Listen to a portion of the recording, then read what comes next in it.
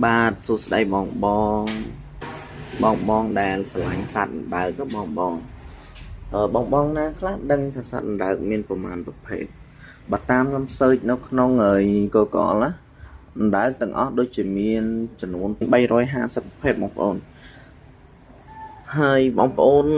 សម្រាប់អណ្ដើកខ្ញុំមាន3ប្រភេទបងប្អូនឃើញអណ្ដើកនេះមិនមែនប្រភេទតែមួយណាបងប្អូនអណ្ដើកនេះគឺខុសគ្នា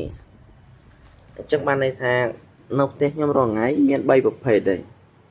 នេះអណ្ដើក3ប្រភេទអញ្ចឹងខ្ញុំមាន3ប្រភេទបងប្អូនហើយបងប្អូនបើសិនជាចង់ដឹងថាអណ្ដើកមានប្រភេទអីខ្លះ